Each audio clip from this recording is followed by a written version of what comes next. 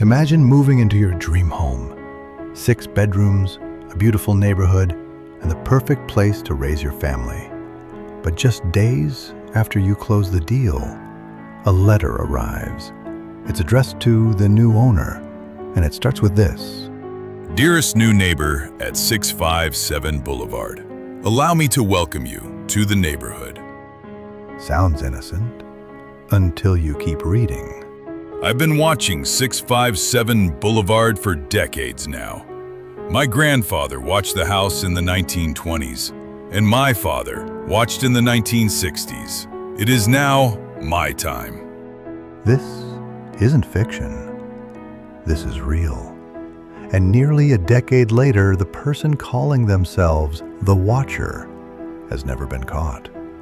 This is the chilling true story of the Watcher House.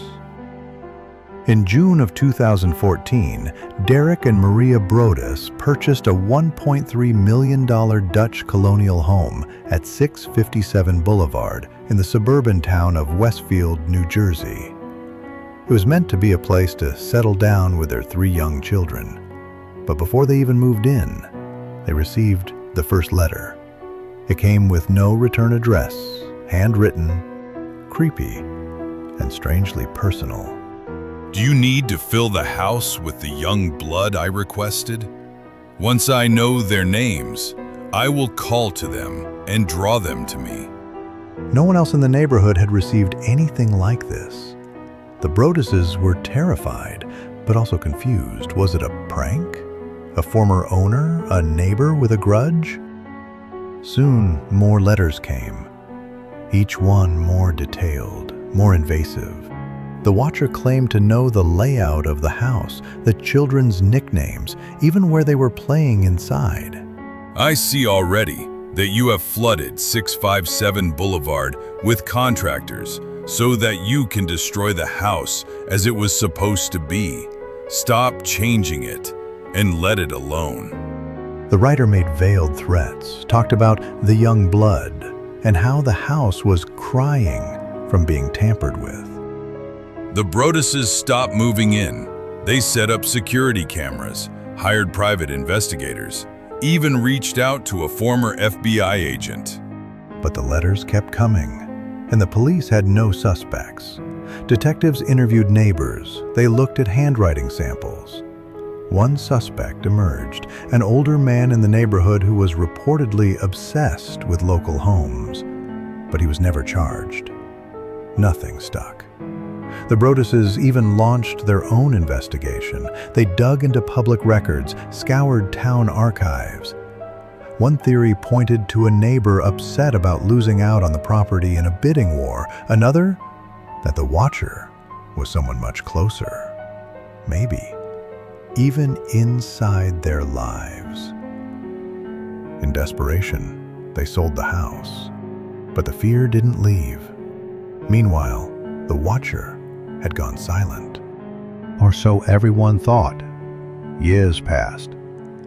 Then in 2017, a new family bought the house at a loss. They claimed the whole thing was overblown, a media circus. But just weeks later, they got a letter too. You are despised by the house, and the Watcher won't forget. Still, no violence ever occurred. No break-ins, no arrests. Just these unnerving messages from someone watching. And in a strange twist, a few neighbors accused the Broduses of faking the letters themselves, trying to back out of a deal they regretted. Police investigated this theory, but again found no proof. To this day, no fingerprints, no cameras, no confession. Who was the Watcher? A bitter neighbor? A prank gone way too far? A mentally ill person with a fixation on that particular house? Some say it was a case of real estate sabotage, a plan to devalue the home. Others believe it was someone local, maybe even a member of the neighborhood watch group.